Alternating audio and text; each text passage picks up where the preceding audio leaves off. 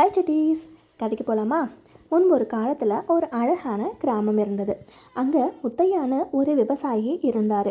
அவருக்கு ராமன், சோமன்னு 2 மகன்கள் இருந்தாங்க. அவர் எப்போவுமே தன்னோட மகன்களை பற்றி யோசிச்சுக்கிட்டே இருப்பார்.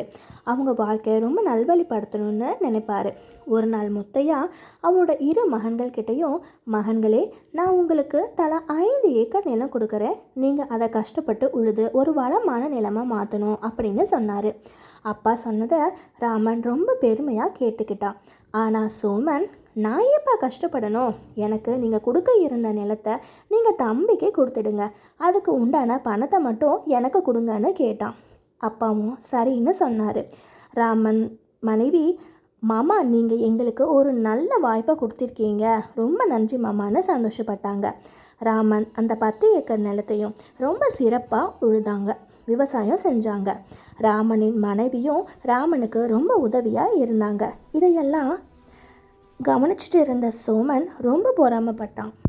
அண்ணன் ராமனை விட சீக்கிரமாக முன்னுக்கு வரணும்னு யோசித்தான். அப்பா கொடுத்த காசை சோமன் பஞ்சு வாங்கி அதை சேமித்து ஆடைகளை தயாரித்து விற்கணும்னு முடிவு பண்ணான். இந்த முடிவை தன்னோட மனைவி கிட்டேயும் சொன்னான். சோமனின் மனைவி முன்ன பின்ன தெரியாத இந்த வியாபாரத்தை எப்படி தைரியமாக பண்ணுறதுன்னு ரொம்ப கவலையோடு சொன்னாங்க.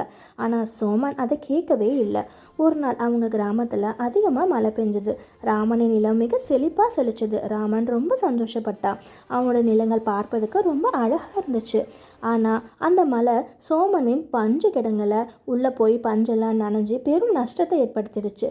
சோமன் பஞ்சை வாங்க தெரிஞ்ச எனக்கு அதை பாதுகாப்பாக வைக்கணும்னு தெரியாமல் போச்சே, பஞ்சு கிடங்களை ஓட்ட இருந்ததை நான் கவனிக்காமல் விட்டுட்டேன்னு அழுந்தான். ரொம்ப கவலைப்பட்டான்.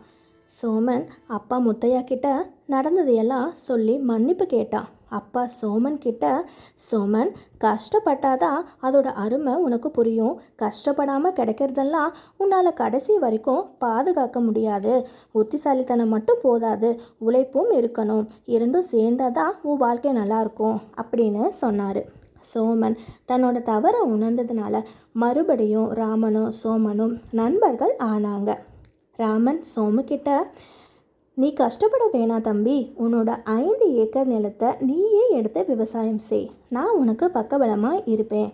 இப்போ வந்த லாபத்தை கூட நம்ம 2 பேருமே பங்கு போட்டுக்கலாம், நீ என் தம்பி அப்படின்னு சொன்னான். இந்த கதையிலேருந்து நம்ம தெரிஞ்சுக்கிறது என்னென்னா, உழைப்பு, புத்திசாலித்தனம், இந்த 2ம் தான் ஒருத்தரோட வாழ்க்கையை நல்ல விதமாக மாற்றும். இந்த கதை உங்களுக்கு பிடிச்சிருந்தா கண்டிப்பாக லைக் பண்ணுங்கள், ஷேர் பண்ணுங்கள், சப்ஸ்கிரைப் பண்ணுங்கள். Bye bye cities.